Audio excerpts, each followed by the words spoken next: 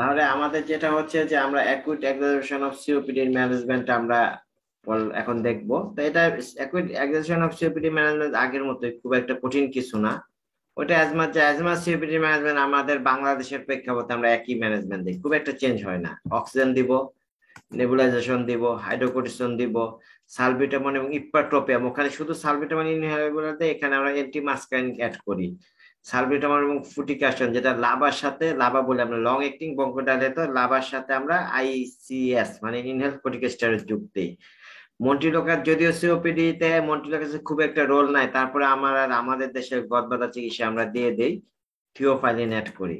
এবং অ্যান্টিবায়োটিক অবশ্যই অবশ্যই সিওপিডি তে আপনার অ্যান্টিবায়োটিক দিতেই হবে। সিওপিডি অ্যান্টিবায়োটিক ছাড়া আমাদের না দিয়ে উপায় নেই। সিওপিডি তে অবশ্যই আমাদের কি করতে হবে, অ্যান্টিবায়োটিক দিতে হবে।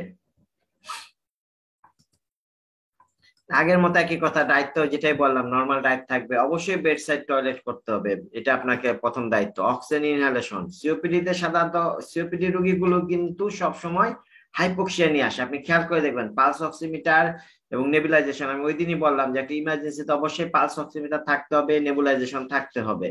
তাহলে আমরা দেখবো কি, আমরা লো ফ্লো অক্সিজেন দিব, হাই ফ্লো অক্সিজেন আমরা এখানে দিব না। আমাদের টার্গেট বেশি না, 90 একটু উপরে থাকলে সিওপিডি রোগী 1 থেকে 2 লিটার বেশি দিব না। এতে আমরা টোটালি হাইপোক্সিয়া পুরোপুরি কারেকশন করব না, তাতে কার্ডিয়াক অ্যারেস্ট, হাইপোক্সিক অ্যারেস্ট হতে পারে, হ্যাঁ, রেসপিরেটরি অ্যারেস্ট হয়। এবং আমরা সাধারণত 1 থেকে 2 লিটার দিব। নেবুলাইজেশন আগের মতো করব বলছি, এখানে আর তেমন কিছু নাই। তারপরে দেখেন একই কথা বারবার, হাইড্রোকোর্টিসন আমরা ওইভাবে দেই, যদিও হাইড্রোকোর্টিসনের কতগুলো কথা আছে। হাইড্রোকোর্টিসন দিতে হলে আপনাকে দেখতে হয় তার রিপিটেড এক্সারশন আছে কিনা, ইউসিনোফিল কাউন্ট বেশি আছে কিনা, কিন্তু আমাদের পক্ষে অতগুলো অ্যাসেস করা সম্ভব হয়নি। আপনার সিওপিডি ট্রিটমেন্ট যা, আমাদের ব্রঙ্কিও অ্যাজমা ট্রিটমেন্টও তা, আপনারা হয়তো অলরেডি দেখছেন। আমরা এখানে সালফেক্স ইনহেলার হিসাবে শুধু ওইখানে যেমন সালবিটামল দিতাম, এখানে আমরা ইপ্পাট্রোপিয়াম যোগ করি। তারপরে আমরা এই যে লাভার সাথে আইসিএস দেই, যেটা হইতেছে ফুটিকাসন, যেটা আপনার টিকামেট বা বেক্সিটল এফ নামে আপনি ইনহেলারও পান, অথবা কোজিক্যাপ অথবা কনভিহেলার হিসেবে পাওয়া যায়। সাথে থিওফাইলিন আগের মতো আমরা যোগ করি। মন্টিলোকাস তো দেই, যদিও আমি বললাম যে মন্টিলোকাসের কোনো বেনিফিট লোক নাই। সিওপিডি তে আপনাকে আপনাকে ট্রিটমেন্ট দিতেই হবে। তো আমরা আগে বলছি যে হসপিটাল সেটিং আমরা চিকিৎসা দিব কি, আমরা হসপিটাল চিকিৎসা যেহেতু অ্যাকুইট এক্সারশন, আমরা একটা ইনজেক্টেবল ড্রাগ দিব, ইনজেক্টেবল অ্যান্টিবায়োটিক চয়েস করব। আমাদের এই ক্ষেত্রে কোন অ্যান্টিবায়োটিক গুলো চয়েস করব, যেগুলো রেসপিরেটরি ট্র্যাক্টের উপর কাজ ভালো করে, তাহলে সেই ক্ষেত্রে আপনি মকোঅ্যামোক্সিক্ল্যাব, লিভোফ্লক্সাসিন, মক্সিফ্লক্সাসিন, এজিথ্রোমাইসিন। এবং সিভিয়ার কেসে তা আপনার কাছে আসে রোগীগুলো যা আসতেছে, তো সিভিয়ার কেসে আসতেছে, অ্যাকুইট এক্সারশন যেটা সিভিয়ার, এটা ছাড়া তো আপনি হাসপাতাল পাচ্ছেন না। এই জন্য আপনি হাসপাতালে যে রোগীটা রিসিভ করবেন, মনে রাখবেন এটা সিভিয়ার কেস। এখানে ওই যে আমরা অ্যাজমা সিওপিডির অনেক চিকিৎসা স্টেপ বাই স্টেপ চিকিৎসা শিখছি, কিন্তু আপনি যখন ওয়ার্ডে কাজ করবেন, আপনি dealing with the most severe case, acute এক্সারশনের কেসটা নিয়ে আপনি তাকে কি করতেছেন, ডিল করতেছেন। সুতরাং আপনার ক্ষেত্রে কোনো কিছু না, আপনি ইনজেক্টেবল অ্যান্টিবায়োটিক চয়েস করবেন, সেক্ষেত্রে আইডার মক্সাক্লেপ দিতে পারেন, মক্সাক্লেপ দিলে এটা অনলি দিতে হবে, অবশ্যই প্রাইজন আপনি দিতে পারেন। এই হচ্ছিল আপনার। এছাড়া অন্যান্য যেগুলো আমাদেরকে কাজ করে, কোয়ামোক্সিক্লেপ, লিভোফ্লক্সাসিন, মক্সিফ্লক্সাসিন, এজিথ্রোমাইসিনও আমরা অনেক সময় এগুলো কাজ করে। এগুলো আসলে এখন আর ইউজ হয় না, ফসফোডাইএস্টার ইনহিবিটর এগুলো আমরা ইউজ করি না। তবে মনে রাখবেন যে সিওপিডি পেশেন্টের কিন্তু অনেক কর পার্মানেন্ট ডেভেলপ করে, অর্থাৎ সিওপিডি পেশেন্টের যদি দেখেন লাংসে ক্রেবস আছে অথবা ইডিমা আছে, আপনার কাছে মনে হচ্ছে the specialist features develop cor pulmonale. আপনারা জানেন কর পার্মানেন্ট ডেফিনেশন হচ্ছে কি, right ventricular hypertrophy with or without failure. হ্যাঁ, ফেলোর থাকতে পারে বা নাও থাকতে পারে, due to lung cause, lung parenchyma, vasculature, musculoskeletal এই জাতীয় কজের কারণে যখন হার্ট ফেল, রাইট হার্ট করে হাইপারট্রফি হয়, হাইপারট্রফি হলে পরবর্তীতে ফেল হবে, যেন হাইপারট্রফি হলে কর পালমোনারি হলে একসময় গিয়ে রাইট হার্ট ফেল হয়। তার মানে রাইট হার্ট ফেলের ফিচার্স কি পাবেন, কর পালমোনারি ফিচার হচ্ছে লেফট ভেন্ট্রিকুলার আপনি হিপ পাবেন যেটা। আর আমরা কিভাবে ক্লিনিক্যালি বুঝবো, ক্লিনিক্যালি আমরা পালমোনারি হাইপারটেনশন ফিচার পাবো পালপেবল P2 অথবা লাউড P2, এটা যদি থাকে তাহলে আমরা মনে করবো সেটা কর পালমোনারি আছে। আর এই সমস্ত ক্ষেত্রে তখন আমাদেরকে লেসিক্স দিতে হবে। ইডিমা থাকলে তো অবশ্যই দিবেন, নিশ্চিন্তে দিবেন, কোনো টেনশন না করে দিবেন। আর যদি ইডিমা না থাকে, লাংসে ক্রেবস থাকে, তখন আপনি ওরাল ফর্মে দিবেন। আর ইডিমা থাকলে ইনজেক্টেবল ফর্মে দিবেন, এটা আপনি যেভাবে দিতে পারেন according to scenario, patient condition. বিপিটা দেখতে হবে, হাইপোটেনসিভ থাকলে এটা আপনি সিনিয়রের কনসার্ন ছাড়া আপনি লেসিক্স দিবেন না। তাহলে দেখেন আমাদের সিওপিডি ম্যানেজমেন্ট একই রকম, খুব একটা কিছু ডিফারেন্স হয় নাই। তবে সিওপিডি তে আমরা কি ইউজ করতে পারি, আমাদের ইলাইসিস লাগতে পারে, আমাদের ইনজেক্টেবল অ্যান্টিবায়োটিক অবশ্যই ইউজ করতে হবে। তারপর আমরা এই যে হার্ট, এখন আসেন যে আমরা কি বললাম যে আমাদের মেন কনসার্ন হচ্ছে যে আমরা হার্ট ফেলিউর কে ডায়াগনোসিস করব। তাহলে একটা patient oedema, cor pulmonary is one type of heart failure. Cor পার জন্য হার্ট ফেলিউরের চিকিৎসা হচ্ছে ডায়োটিক্স, ডায়োটিক্স, ডায়োটিক্স, চিকিৎসা একটাই, সেটা হচ্ছে ডায়োটিক্স, এই জন্য লাইফ সেভিং। এই জন্য যেখানে আপনি কনফিউজ থাকবেন যে হার্ট ফেলিউর না সিওপিডি না কোনটা, সেক্ষেত্রে আপনি প্রয়োজনে বিপি ভালো থাকলে 1 অ্যাম্পুল বা 2 অ্যাম্পুল 1 অ্যাম্পুল এসিস দিয়ে দিবেন, হ্যাঁ এটা দিতে পারেন, পরে সিনিয়রের সাথে কনসার্ন করতে পারেন। তা আমরা হার্ট ফেলিউর চিকিৎসা অক্সিজেন, অ্যান্টিবায়োটিক্স, হার্ট ফেলিউর কতগুলো প্রিডিসপোজিং ফ্যাক্টর আছে, যেমন একটা ইনফেকশন, একটা হচ্ছে inappropriate reduction of the therapy, হয়তো রোগী আগে যে ওষুধ ছিল ভালো ছিল, ওষুধ কমায় ফেলাইছে, অথবা এমন কিছু ওষুধ যোগ করছে যেগুলো তার ভলিউম ওভারলোড করছে, বা আইনোট দেখা যাচ্ছে যে রেট অফ কন্ট্রাকশন মানে কমাই দিছে, বা কার্ডিয়াকের জন্য ভালো না, অথবা তাকে একটা ইনফেকশন থাকে, অথবা তার কোনো এরিথমিয়া ডেভেলপ করছে। এই জাতীয় বিভিন্ন কারণে পেশেন্টের সমস্যা হতে পারে। তাহলে আমরা নেক্সট হচ্ছে একটা অক্সিজেন অ্যান্টিবায়োটিক, এসি ইনহিবিটর অথবা এআরবি, এটা হচ্ছে হার্ট ফেলিউরের ম্যানেজমেন্ট, কতগুলো থাকতে হবে। বিটা ব্লকার, সাধারণত একুইট হার্ট ফেলিউরে আমরা বিটা ব্লকার দেই না, আমরা বিটা ব্লকার দেই অথবা বিটা আলফা, দুইটা ব্লকার দেই, এটা সিনিয়র স্যার আপনারা দিবেন না। একুইট হার্ট ফেলিউরে স্টেবল আমরা দেই ডায়োটিক্স, বললাম যে একটাই যদি চিকিৎসা সেটা হচ্ছে ডায়োটিক্স, কারণ এটাই হচ্ছে রোগীর খুব দ্রুত কাজ করবে, পিলোড কমাবে, রোগীর বেনিফিশিয়াল হবে, এর জন্য আমাকে ডায়োটিক্স দিতে হবে হার্ট ফেলিউরে। এরপরে তো ডিপেন্ডিং অন যদি ইসকেমিক কজ হয় তাহলে আমরা ইকোস্পিন, কোপিটাগ্লোড দিব, স্টেটিন দিব। তাহলে management of the heart failure, first আপনাকে এক্সক্লুড করতে হবে। একটা পেশেন্ট হার্ট ফেলিউর আসার জন্য কতগুলো জিনিস দেখবো। পেশেন্ট কি এমআই, এমআই রোগী আপনার কাছে শ্বাসকষ্ট নিয়ে আসছে, এমআই তে এলভিএফ, এই জন্য ইসিজিটা খুব গুরুত্বপূর্ণ। এই জন্য বললাম শ্বাসকষ্ট রোগীর দুইটা পরীক্ষা খুবই গুরুত্বপূর্ণ, এর মধ্যে একটা পরীক্ষা অবশ্যই গুরুত্বপূর্ণ, সেটা হচ্ছে ইসিজি, ইসিজি, ইসিজি। এর জন্য বেডসাইড যেরকম বলছে আনকনসিয়াস রোগীর বেডসাইড ইনভেস্টিগেশন করতে হবে, আর বেশ এটা না করলে ক্রাইম। এরকম একটা শ্বাসকষ্টের রোগী আপনি ইসিজি নেন নাই, শুধু ইসিজি লিখে দিতে হবে না, রোগী কি করবেন, আপনি যান ইসিটা করায় নিয়ে আসেন এবং ইসিটা আমাকে দেখায় নিয়ে যাবেন, আপনি যেটা দেখবেন, যদি আপনি বুঝতে পারলে বুঝলেন, নাহলে আপনি সিনিয়রকে এত এখন এত সহজ যে আপনি মোবাইল দিয়ে আপনার সিএ কে পাঠিয়ে দিলেন যে আপনি না, যদি আপনার অ্যাভেলেবল না থাকে, না থাকার কথা না অ্যাডমিশন, তাও অনেক সময় না থাকতে পারে, তাহলে খুব সহজ জিনিস। 2 নম্বর হচ্ছে কার্ডিওজেনিক শকে আছে কিনা, এই জন্য শক কি দেখতে হবে, শক থাকলে তার ম্যানেজমেন্ট হবে কম, সেখানে ডায়োটিক্স দেওয়া যাবে না, উল্টা কি দিতে হবে, এটা আপনাকে আইনোটেপস, ডোভিটামিন দিতে হবে, ঠিক আছে। বিপি নন রেকর্ডেবল, বিপি পালপেবল পাওয়া যাচ্ছে না, বেশি লো, তাহলে কার্ডিওজেনিক শক। তাহলে হার্ট ফেলিউর দেখার আগে আমাকে ফার্স্ট এমআই এক্সক্লুড করতে হবে চিকিৎসা শুরু করার আগে, এবং আমাকে কার্ডিওজেনিক শক এক্সক্লুড করতে হবে। ডায়েট খুব গুরুত্বপূর্ণ জিনিস, এটা সল্ট রেস্ট্রিক্টেড করি আমরা, ওয়াটার রেস্ট্রিক্টেড করি যে কোনো ইডিমার ক্ষেত্রে, আপনারা জানেন। পজিশন, এদেরকে একটু পপড আপ পজিশন করতে, রুগীলাই বলে যে আমার শ্বাসকষ্ট হচ্ছে, আমি শুতে পারবো না। 3 নম্বর অক্সিজেন ইনহেলেশন, যদি অক্সিজেন ইনহেলেশন দিতে হয় তাহলে সাধারণত আমরা হাই ফ্লো অক্সিজেন দিব, হাই ফ্লো দেই যদি কর্পারমাই না থাকে, এবং এটা অক্সিজেন দিব আমরা কি depending on the patient cyanosis, cyanosis oxygen saturation উপর ভিত্তি করে সবসময় অক্সিজেন নেবেন। নেবুলাইজেশন আমরা করতে পারি, নেবুলাইজেশন আমরা যদি করি, নেবুলাইজেশন অনেক সময় হয়, কিন্তু ইমিডিয়েটলি যে করতে হবে এমন কোনো কথা না, নেবুলাইজেশন অনেক সময় আমরা করি শ্বাসকষ্টের রোগীদের। ডায়োটিক্স হচ্ছে, এটা হচ্ছে চিকিৎসা। ডায়োটিক্স এর রোগী, একটা পেশেন্ট হার্ট ফেলিউর আছে, আপনার ডায়াগনোজ যদি হার্ট ফেলিউর হয়, তাই তখন আপনি কি করবেন, হার্ট ফেলিউর যেটা বড় রকমের রোগ, এখানে ওই যে লাঠি নিয়ে গেলে হবে না, র্যাপের মতো গুলি ক্রস ফায়ার করতে হবে, এখানে যদি বাবা সোনা বলে বুঝায় লাভ নাই। হার্ট ফেলিউরে আপনাকে ইনজেক্টেবল ফর্মুলাসিস দিতে হবে, এবং বিপি যদি ভালো থাকে 2 অ্যাম্পুল আইভি স্টেট আপনি দিয়ে দেন, দেওয়ার পরে 1 অ্যাম্পুল মর্নিং এ রাখেন, 1 অ্যাম্পুল ইভিনিং এ রাখতে পারেন। এটা level depending on the oedema, পেশেন্টের অন্যান্য লেভেল অফ কেস, এগুলো অনুসারে রাখবেন। ইনঅ্যাকুইট এলভিএফ আপনি 160 পর্যন্ত দেওয়া যায়, অর্থাৎ 8 অ্যাম্পুল পর্যন্ত দেওয়া যায়। যাই হোক, আপনি তো কিছু না, আপনি যদি দেখেন বিপি ভালো, আপনি ডায়াগনোস করছেন ইডিমা আছে, আপনি 2 অ্যাম্পুল দিয়ে দেন। আর ডিউরিং ডিসচার্জের সময় আমাদের এটা কি হবে, বা রোগী স্টেবল হইলে 2-3 দিন 3 দিনের পর দেখা যায়, তখন আমরা এটা ওরাল ফর্মে চলে যাব। ওরাল ফর্মে গেলে আমরা ফুসিড প্লাস, যেখানে স্পাইরোল্যাকটোন আছে, ফুসিডমেট আছে, অথবা শুধু স্পাইরোল্যাকটোন আমরা দিতে পারি। তো এগুলো তো আপনাদের ওই বইয়ে লেখা আছে, এগুলো আমি বললাম না ডোজ গুলো।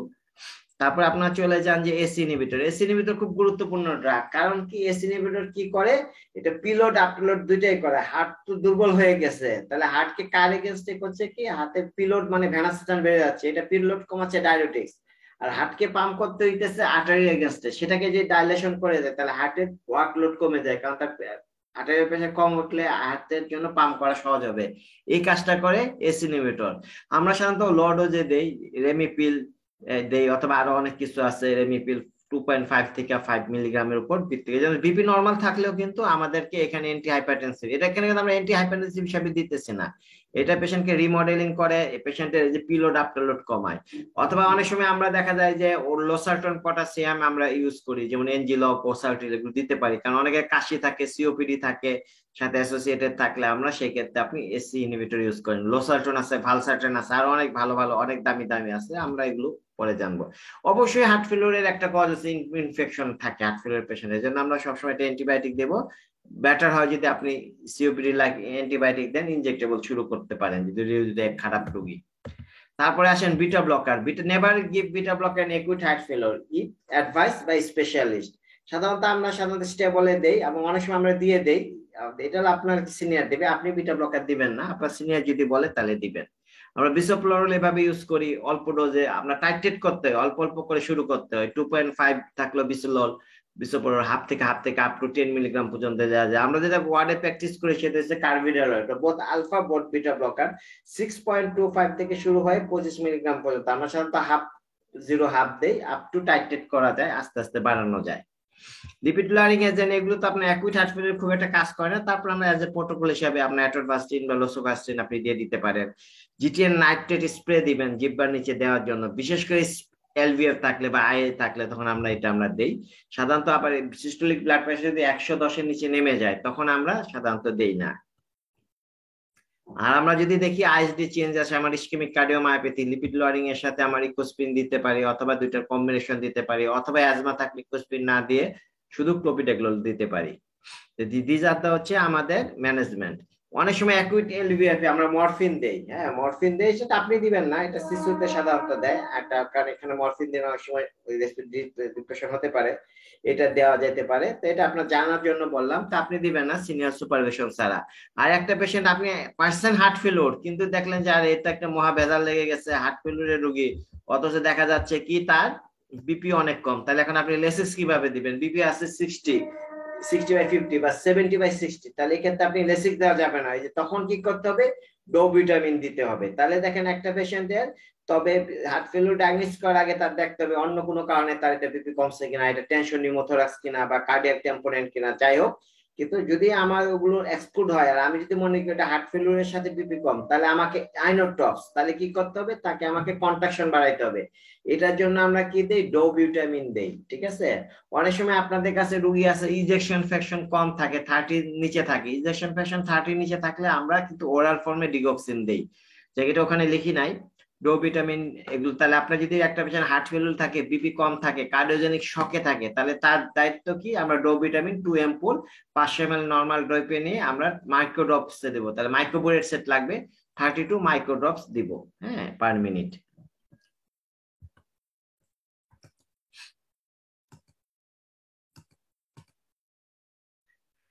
এখন আমরা মোটামুটি আসল 3টা ম্যানেজমেন্ট আমাদের শেষ হয়ে গেছে। আমরা অ্যাকুইট এক্সারশন অফ সিওপিডি যেটা আপনার পেয়ে যাচ্ছেন, অ্যাকুইট এক্সারশন অফ হচ্ছে ব্রঙ্কিয়াল অ্যাজমা আর হার্ট ফেলিউর, এই 3টে হলো মেইন কজ যেগুলো আপনি মেডিকেল ম্যানেজমেন্ট দিতে পারবেন। আর বাকিগুলো তো আর ব্রঙ্কিয়েক্টেসিস, পজিটিভ ফাইব্রোসিস, এদের ম্যানেজমেন্ট মোরসলেস হয়ে আমরা সিওপিডি ম্যানেজমেন্ট দিয়ে দেব। যদি ব্রঙ্কিয়েক্টেসিস এর রোগী হয়, অথবা রোগী যদি ফাইব্রোসিস, পজিটিভ ফাইব্রোসিস এর রোগী, তারা এরকম একটা অ্যাকুইট এক্সারশন নিয়ে আসছে, তবে সেই সমস্ত ক্ষেত্রে অবশ্যই অ্যান্টিবায়োটিক দিতে হবে। অ্যাজমা পেশেন্টের ডিসচার্জে আমরা কি দিই, একই কথা, ডিসচার্জ যখন দিব আমাদের তো শেষ হচ্ছে যে আমরা যে স্টেরয়েডটা আইভি ফর্মে দিলাম, হ্যাঁ সেটা হচ্ছে আমরা কি করব, ওরাল করে দেব। আমরা কটন 30 থেকে 40 মিলিগ্রাম দিতে পারি, 30 মিলিগ্রাম, অথবা এখন ডেফলাপড আসছে যেটাতে ইডিমা হয়, মানে কুশিং অ্যাপিয়ারেন্সটা কম হয়, কারণ এগুলো ওষুধ দিলে রোগী বলে আমার মুখ ফুলে গেছে, এসে অনেকটা কমপ্লেন করে। আমরা ওমিপ্রাজল দিব, সাথে ইনহেলার দিব, একটা সালবিটামল জাতীয় ইনহেলার দিব যেটা এসওএস নিবে। আর সাথে যে আমরা যেটা ওখানে শুরু করেছিলাম টিকামেট, যেটা যে লং অ্যাক্টিং লাভার, সাথে যে আইসিএস যেটা ইনহেল কর্টিকোস্টেরয়েড, ওইটা আমরা কন্টিনিউ করতে বলবো। সাথে 3-4 মাস কন্টিনিউ করতে হয়, তারপর আস্তে আস্তে ডাউনওয়ার্ড করতে হয়। মোনাসটা কন্টিনিউ করবো, থিওফাইলিন কন্টিনিউ করতে পারবো, আর সাথে আমরা কি করব, ওই যে অ্যান্টিবায়োটিকটা দিলাম, যে অ্যান্টিবায়োটিকটা দিয়ে দিলাম, সেই অ্যান্টিবায়োটিকটা আমরা কি করব, সেই অ্যান্টিবায়োটিকটা আমরা কন্টিনিউ করবো একটা ওরাল ফর্মে আমরা দিয়ে দিলাম 5 থেকে 7 দিনের জন্য। এটা হচ্ছে ডিসচার্জ ম্যানেজমেন্ট অফ অ্যাজমা। তাহলে আপনি একটা অ্যান্টিবায়োটিক দিবেন, একটা কটনটা আপনি ওরাল ফর্মে স্টেরয়েড দিলেন, আপনার 7 থেকে 10 দিন আপনি দিতে পারেন আপনার এই একটা, তারপর 2টা ইনহেলার দিলেন, তারপরে আপনি থিওফাইলিন দিলেন, মন্টিলোকাস দিলেন, এবং পেশেন্টকে ওই বললে যে ডেঞ্জার সাইন গুলো শিখাই দিলেন, এবং তাকে ফলো আপ করতে বলবেন আউটডোরে। ওই অ্যান্টিবায়োটিক তো আমি বললাম ওরাল ফর্মে যে কোনো একটা আমি অ্যান্টিবায়োটিক দিয়ে দিব। সিওপিডি ডিসচার্জও একই রকম। সিওপিডি ডিসচার্জের আগে তাকে ইয়া করতে হবে, সমস্ত পেশেন্টদেরকে স্টপ স্মোকিং করাইতে হবে। এগুলো সবার জন্য একই কথা, যে পলিউশন অ্যাভয়েড করতে হবে। অ্যান্টিবায়োটিক তো সাধারণত আমরা দিয়েছিলাম ওখানে অ্যাকুট এক্সারবেশনের জন্য, যে কোনো একটা যেটা দিলাম এটার একটা দিয়ে দিলাম। যদি সেপ্টাজিন দিতে সেফলোস্পরিনের একটা গ্রুপ, এটা বাই কন্টিনিউশন দিব। আর একই কথা এখানে আমরা সাধারণত সালফেক্সটেট মানে দুইটা, এখানে সালবিটামল এবং ইপ্রাটোপিয়ামকে প্রিফার করি আমরা। টিকামেট আমরা সাধারণত যে ওইটা দেই, যে লাভার সাথে আইসিএস দেই, মোনাস দেই। যদিও আমি বললাম যে সিওপিডি তে মোনাসের রোল কন্ট্রোভার্সিয়াল, এটা তেমন একটা নাই। থিওপাইলিন তো অবশ্যই দিব আমরা, অল্প 200 মিলিগ্রাম দিকে শুরু করে 400 মিলিগ্রাম দিতে পারি ডেইলি। আপনি সিঙ্গেল ডোজে দিতে পারেন, ভাগ করেও দিতে পারেন। প্রেডনিসোলন তো ওই যে বললাম যেটা আমাদের সাধারণত 10 দিনের জন্য দিব। আর এগুলো সাধারণত আমরা ইউজ করি না। এই সমস্ত পেশেন্টকে কি করা হয়, সাধারণত রিহেবিলিটেশন দেওয়া হয়, যে ব্যায়াম দেখাতে দেখাতে রেসপোরোমিটার আছে, যেটা বলগুলো যে ফুলায়, অথবা শ্বাস নিতে বলবেন যে লম্বা করে নাক দিয়ে শ্বাস নিয়ে 3 সেকেন্ড ধরে রেখে আবার আস্তে আস্তে আস্তে মুখ দিয়ে, এটা একটা এক্সারসাইজ গুলো দেখাই দিবেন যাতে তার হয়। তারপরে এখন আমরা এই সমস্ত রোগীকে, সিওপিডি হার্ট ফেলিওরের রোগী, এগুলো বারবার আসবে, এদের কাজেরই কারণ এক্সাজারেশন। এই জন্য আমরা এদেরকে কি, এদের এক্সাজারেশন একটা কম হলে, সিওপিডির একটা অবশ্যই কজ হচ্ছে ইনফেকশন। এই জন্য আমরা নিউমোকক্কাস এবং ইনফ্লুয়েঞ্জা ভ্যাকসিনেশন অ্যাডভাইস করে দিব বিচ পেপারে, যদি সে না নেওয়া থাকে। আমরা জানি যে নিউমোকক্কাসের ভ্যাকসিনটা 5 বছর পর পর নিতে হয়, এবং ইনফ্লুয়েঞ্জার ভ্যাকসিন নিতে হয় প্রতি বছর। এখন কতগুলো টুকটাক কথা, এগুলো তেমন একটা কিছু না। আমরা তো মাইল্ড কেস একটা রুগী এখনো জিপির মধ্যে যান, এটা আপনি যেখানে আপনি যে অ্যাজমা দেখতেছেন আর বাইরে চেম্বারে যে অ্যাজমা দেখতেছেন, সেটা আসলে দু একটি পার্থক্য আছে। তো আমাদের আপনার কাছে স্টেজ 3-4 আসে, স্টেজ 3 থেকে 4 রুগী আসে অ্যাকুইট এক্সারবেশন। স্টেজ 3-4 বলা উচিত না, এটা বলা উচিত অ্যাকুইট এক্সারবেশন আছে। এই জন্য এটা আপনার ম্যানেজমেন্ট অন্যরকম। আর আপনি যখন চেম্বারে রুগী দেখবেন বা বাইরে বা আপনি যখন চিকিৎসা দিবেন, তখন তো এখানে মাইল্ড হইতে পারে, মডারেট হইতে পারে, সিভিয়ার হইতে পারে। তো সাধারণত আমরা যদি মাইল্ড কেসে যেটা করি, আমরা অ্যাজমার যে চিকিৎসা করি, আমরা প্রথমে অ্যাজমাসল একটা ইনহেলার দেই এসওএস নেওয়ার জন্য, সাথে মন্টিলোকা যোগ করে দেই। এটা কিন্তু স্টেপ ওয়াইজ ম্যানেজমেন্ট আছে। আমি বললাম তো এখানে আপনাদেরকে আমি কিন্তু একাডেমিক পড়াচ্ছি না, আমি পড়াচ্ছি হচ্ছে ক্লিনিক্যাল, যেটার সাথে আপনার অনেক কিছু কনসেপ্ট মিলতে নাও পারে। ঠিক আছে? তাহলে আমাদের স্টেরয়েড কখন নিতে হয়, স্টেরয়েড সাধারণত, কারণ আমাদের দেশের রুগীরা স্টেজ 1 স্টেজ 2 তে আসে না, স্টেজ 3 তে না ভুগলে অ্যাজমা রুগী আমাদের কাছে ডাক্তারদের কাছে আসে না। যে কারণে আমরা ওই দেখা যায় যে অ্যাজমার চিকিৎসা, যদি আমি এক কথায় বলি, তাহলে হচ্ছে একটা হচ্ছে হলো আপনার মন্টিলোকাস দিবেন, একটা থিওফাইলিন দিবেন, 2টা ইনহেলার দিবেন। আর সাথে যদি এক্সাজারবেশন থাকে বেশি, তখন সেক্ষেত্রে অ্যান্টিবায়োটিক দিবেন এবং রেস্কিউ ডোজ স্টেরয়েড দিবেন। হচ্ছে অ্যাজমার বেসিক ম্যানেজমেন্ট, যেটা যে সমস্ত রোগী আপনি দেখবেন যে ডাক্তারের কাছে যায়, সাধ্যের কাছে যায়, এইটাই নেই, স্টেজ 3 স্টেজ 4 যায়। আর আপনার কাছে আসলে অ্যাকুইট এক্সারবেশন নিয়ে সাধ্যের কাছে যাওয়া রুগীও যে স্যারের কাছে সিরিয়াল দিবে এই সুযোগ তার নাই। তাহলে আমরা এটা দিতে পারি। কতগুলো কথা আছে, এগুলো আমি বলবো না যে কখন আপনি স্টেরয়েড করবেন, এগুলো থিওরিটিক্যাল কথাবার্তা। যদি এগুলো তখন আমরা ইনহেল, তো আপনার অ্যাজমার মেন চিকিৎসা হচ্ছিল ইনহেল কর্টিকোস্টেরয়েড। যেমন রুগীকে এটা বুঝাইতে হবে যে এটা অ্যাজমা, ইনহেলার নেওয়াটা ভালো, এর সাইড ইফেক্ট কম, এবং ইনহেলার নিয়ে সারা জীবন নিতে হবে, এটা স্টিগমাটা আছে, এটা আমাদেরকে বুঝাতে হবে।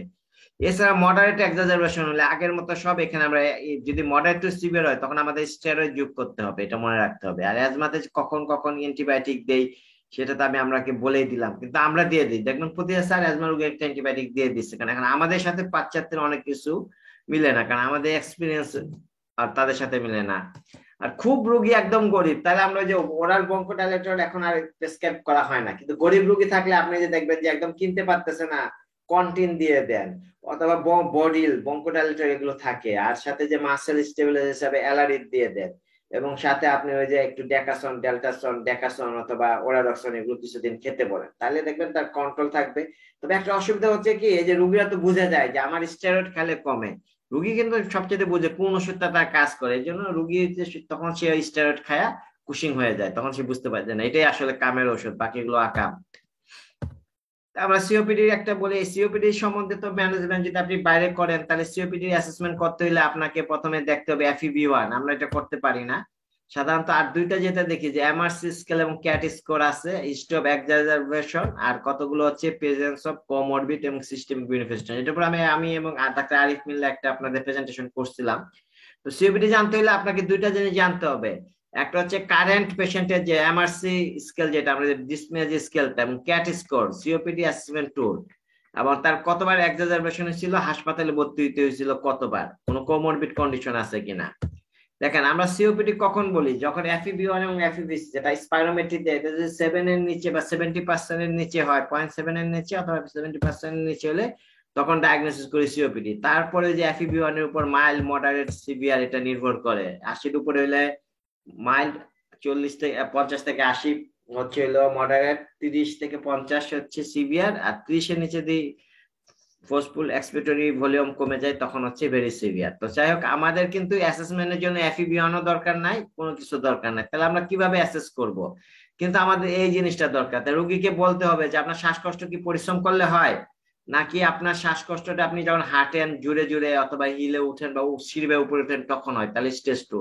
অথবা দুইজন লোক যখন হাঁটতে থাকেন তখন আপনি কি স্লো হয় কিনা, আপনার কষ্ট হয় কিনা, অথবা আপনি হাঁটতে গিয়ে কিছুক্ষণ দম নিতে হয় না কিনা, তখন হবে স্টেজ 2।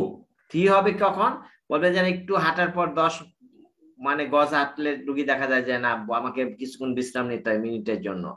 আর স্টেজ 4 যেটা হচ্ছে কি পেশেন্ট কোনো কাজই করতে পারবে না, বাইরে বের হতে পারবে না, বলবে যে আমি বাথরুম পর্যন্ত যাইতে পারি না, ড্রেস পরতে পারি না, অর্থাৎ যার লাইফ হোল্ড তখন রেস্টে বেডলেসনেস হয়, তখন সেটা হচ্ছে স্টেজ 4। ওইটাতে আপনি ক্লিক করবেন, ঠিক আছে? তাহলে 1 থেকে 4টা গ্রেড আছে। আরেকটা হচ্ছে সিওপিডিক স্কোর আছে, এগুলো কতগুলো, যেরকম কাফ, এটাও আমরা সাবজেক্টিভ করি। যখন আপনার একটা যদি কাশি আসে, কাশি যদি শুরু হয় তখন এটাকে সাবজেক্টিভ, এটা এখন হচ্ছে এগুলো এখন কথাবার্তা, এগুলো যেহেতু আপনাদের জন্য অত দরকারি কিছু না, তাও আপনার ভবিষ্যতে যাবেন শিখবেন। যেমন কাফটা কত হইতে পারে, কাফের তো কোনো একটা রুগী তো বলবে, এখন রুগী বললো কাশি, কেমন কাশি, এই কেমন কাশিটা হলো 0 হচ্ছে কোনো কাশি নাই, আর 5 হচ্ছে সবচেয়ে, এই যে কাশি এটা হলো সর্বোচ্চ কাশি, এর মাঝামাঝি এখন আপনার কাশি কত, তখন রোগী বললো যে না আই নেভার কাপ এবং I have cup all the time, তাই দেশে 0 সবসময় কাশে, 24 ঘন্টায় কাশে, সেটা হচ্ছে 5। এখন আপনাকে রুগীকে বলতে হবে যে আপনি দাগান তো আপনারটা তাহলে এখন কোন স্টেজে আছে। তো তখন পেশেন্ট বললো যে আমি এই 2 নম্বর স্টেজে মাঝামাঝি, তাহলে দিস ইজ হচ্ছে ক্যাট স্কোর। এরকম কাফ, তারপরে ফ্ল্যাম, তারপরে চেস্ট টাইটনেস, হ্যাঁ এগুলোর উপর limitation of activity, confidence, leave home, sleep, এই কতগুলো প্যারামিটার উপর করে আমরা কতগুলো স্কোর করি। সেই স্কোরটা হচ্ছে টোটাল স্কোর হচ্ছে 13, ঠিক আছে? এখানে তার স্কোর যত হবে তা তো 2 দিলে 2, সবগুলো আমরা যোগ করব। এরকম যখন এই পেশেন্টের ক্ষেত্রে স্কোর হচ্ছে 13, এরকম কারো ক্ষেত্রে 5 আসতে পারে, কারো ক্ষেত্রে 20 হতে পারে, কারো ক্ষেত্রে 30 হইতে পারে। হ্যাঁ, তাই যেটাই হচ্ছিল আপনার ক্যাট স্কোর। এগুলো জানার উদ্দেশ্য যে এখন সিওপিডি যদি আপনি জেনারেল ম্যানেজমেন্ট জানতে চান, তাহলে সিওপিডি ম্যানেজমেন্ট জানতে হলে আমরা ABCD অ্যাসেসমেন্ট টুল বলি, যে স্পাইরোমেট্রি দিয়ে ডায়াগনোস করি সিওপিডি কোনা, আর আমরা এয়ার ফ্লো লিমিটেশন ডায়াগনোসিস করি এগুলো দিয়ে, যেটা FEV1 গোল্ডের যেটা ক্রাইটেরিয়া। কিন্তু এই দুইটাই কোনোটাই আমার ম্যানেজমেন্টের জন্য লাগবে না। ম্যানেজমেন্টের জন্য আমার লাগবে যে পেশেন্টের রিস্ক কিরকম, সিমটম। আমাদের দুইটা জিনিস, পেশেন্টের সিমটম, ওই যেটা MRC গেটিং অথবা ক্যাট থেকে দেখব, আর এক্সাজারবেশনের কোনো হিস্ট্রি আসছিল কিনা। সিমটমের মধ্যে দেখা যাবে যে যাদের MRC গেটিং এর যে বেসনাতে 0 থেকে 1, তারা আইদার পর অথবা ক্যাট 10 এর নিচে, তারা হচ্ছে তারা A অথবা C এর মধ্যে পড়বে। আর যাদের এটা MRC 2 এর উপরে, অর্থাৎ 3, 2 অথবা তার বেশি, 2, 3, 4 থাকবে, অথবা যদি ক্যাট যদি আপনার 10 এর বেশি হয় তখন সে পড়ে যাবে তার আইদার ডি গ্রুপ অথবা বি অথবা ডি, যে আপনাদের বেচ ভাগ করে ABCD, তাহলে AC তে একজন পড়বে, আবার বি বা ডি তে পড়বে। এই বি এবং ডি বা AC থেকে পড়বে, এটার জন্য আবার এক্সাজারবেশনের উপর নির্ভর করবে। যার একটা এক্সাজারবেশন থাকবে অথবা না থাকবে, হ্যাঁ, এবং কোনো হসপিটালাইজেশনের হিস্ট্রি থাকবে না, তাইলে সে বলে থাকবে হলো A বা বি এর মধ্যে। আবার যার মোর দেন 2 অথবা তার বেশি এক্সাজারবেশন হিস্ট্রি থাকবে এবং একবার হসপিটালাইজেশনের হিস্ট্রি থাকবে, সে বসবে সি অথবা ডি এর মধ্যে। এই তার একটা 36 বছরের একজন লোক আপনার কাছে আসলো, হ্যাঁ 65 ইয়ার্স, তার এফি এগুলো আছে, তার ক্যাট স্কোর হচ্ছে 2, এবং সিঙ্গেল এক্সাজারবেশন হিস্ট্রি আছে কিন্তু কোনো হসপিটালাইজেশনের হিস্ট্রি নাই, তাহলে এই রোগীটা কোন গ্রুপে পড়বে? কেউ কি বলতে পারবেন? 65 ইয়ার্স ওল্ড, তার ক্যাট হচ্ছে 12, আর একবার এক্সাজারেশন হিস্ট্রি আছে কিন্তু কোনো হসপিটালাইজেশনের হিস্ট্রি নাই।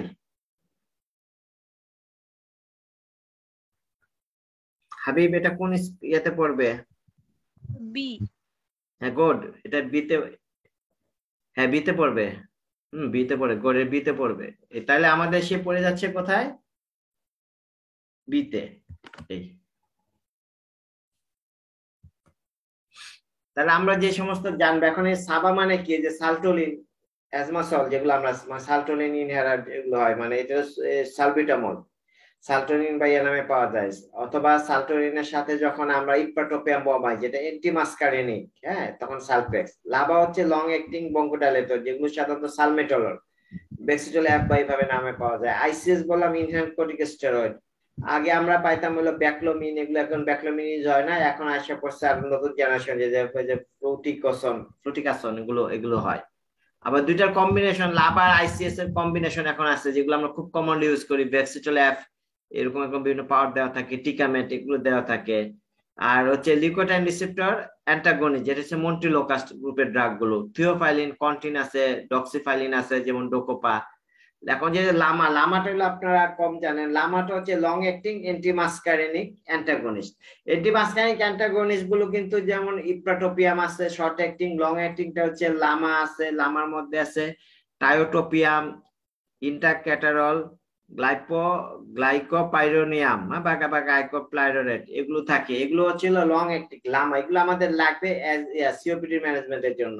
তাহলে লামা, লাভা আছে, লাভা তো বুঝলেন বঙ্কোডাইলেটর, লং অ্যাক্টিং, আর লং অ্যাক্টিং অ্যান্টিমাস্কারিন এর নাম হচ্ছে লামা।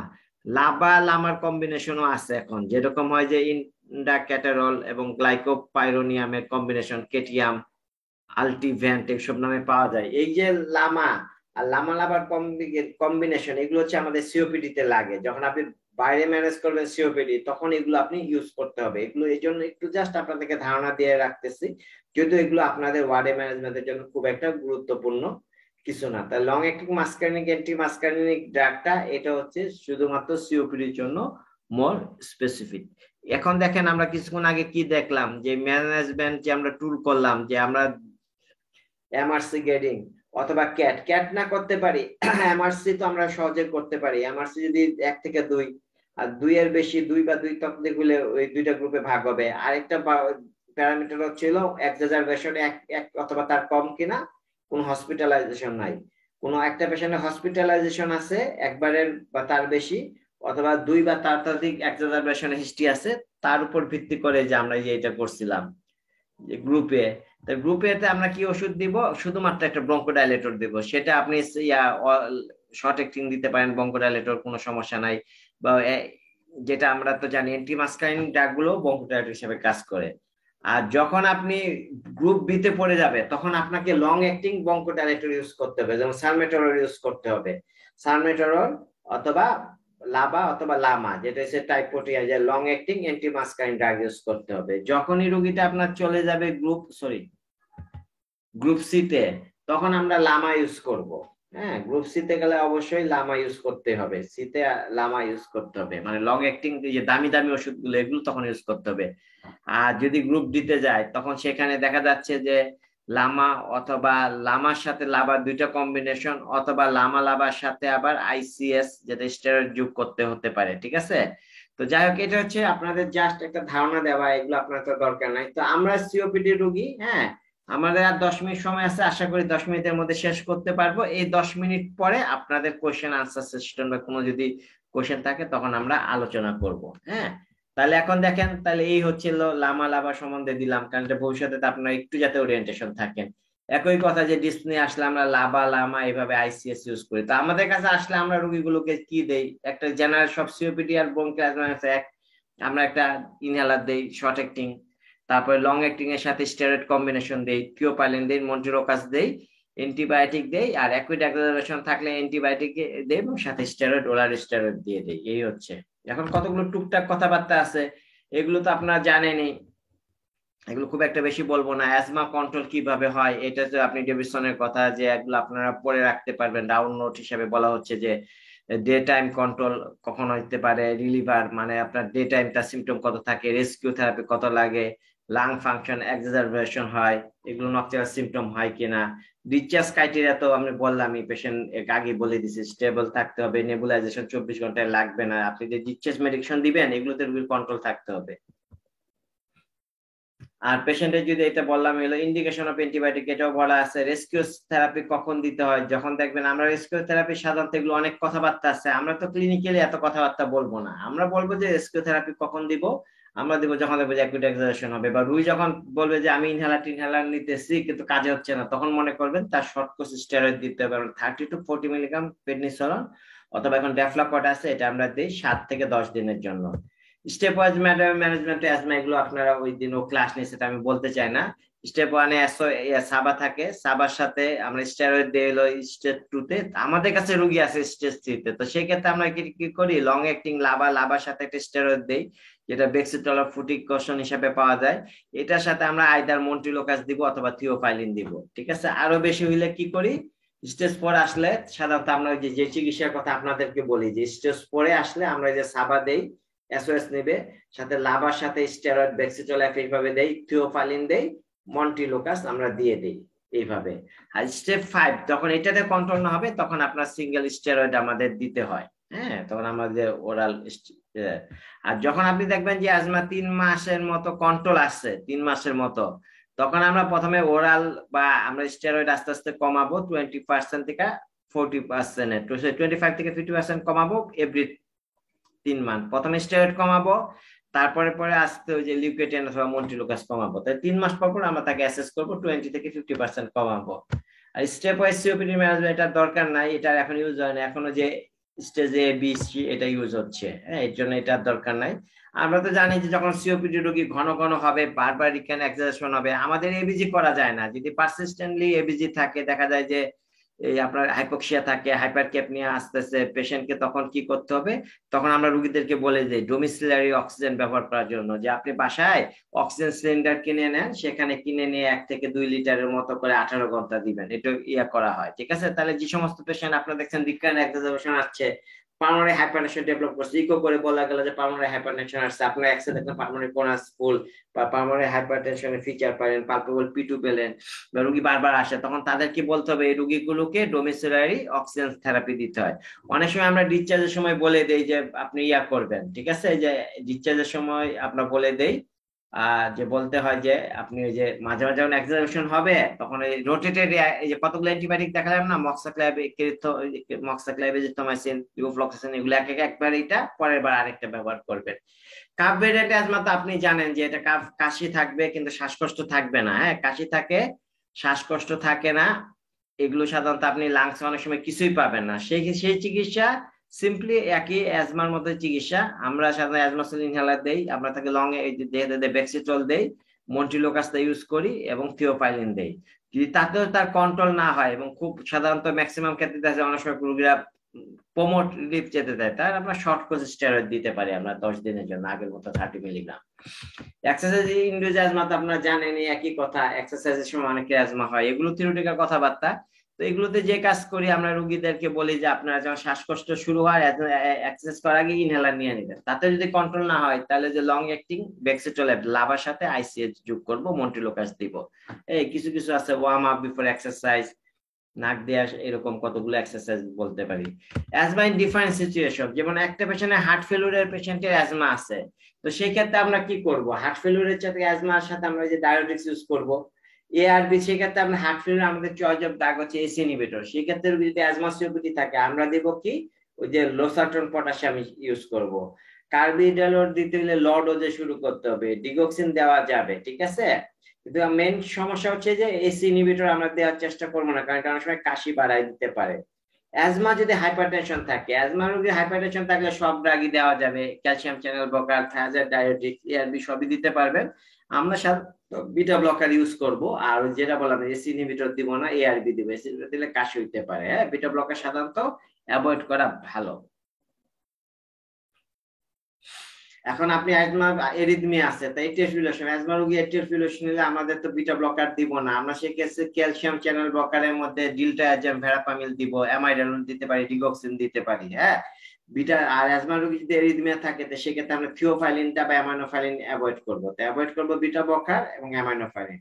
অ্যাজমা পেশেন্ট আইএসডি আছে, তাহলে একই কথা, আমরা সেখানে চেষ্টা করব ইকোস্প্রিন না দিয়ে আমরা সেখানে ক্লোপিডাগ্লোর, যদি টলারেট করতে না ইকোস্প্রিন দিতে পারি আমরা প্রথমে, যদি দেখে না ইকোস্প্রিন দেওয়ার কারণে তার শ্বাসকষ্ট বাড়তেছে, তখন আমরা কি করব, আমরা ক্লোপিডাগ্লোরে চলে যাব।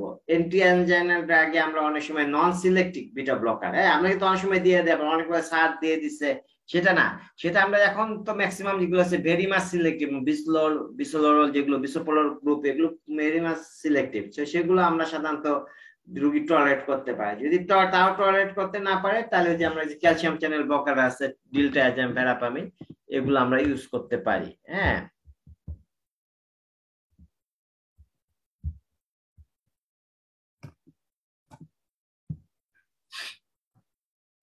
আর নাইট্রেট তো এগুলো দেওয়া যাবে অ্যাজমা। আচ্ছা,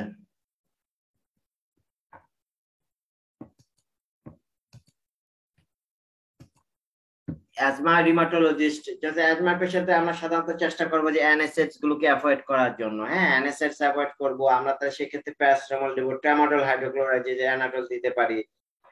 আর যদি দেখা যাচ্ছে যে একদম ওরাল কোনো ড্রাগে কন্ট্রোল না হচ্ছে, তাহলে এটা সব পেনের জন্য না, যদি রিমাটোলজিক্যাল মানে বাত ব্যথার জন্য, সেক্ষেত্রে আমরা স্টেরয়েড দিতে পারি, ইন্টারআর্টিকুলার স্টেরয়েড দিয়ে দিব। তার যদি অ্যানাসিড খেতে পারবে না এই সমস্ত পেশেন্টকে যদি ইন্টারআর্টিকুলার স্টেরয়েড দিতে পারি, ওরাল স্টেরয়েড দিতে পারি। আর পেন কিলার হিসাবে আমাদের চয়েস থাকবে নট এনএসএস, ট্যামাডল হাইড্রোক্লোরাইড এবং প্যারাসিটামল।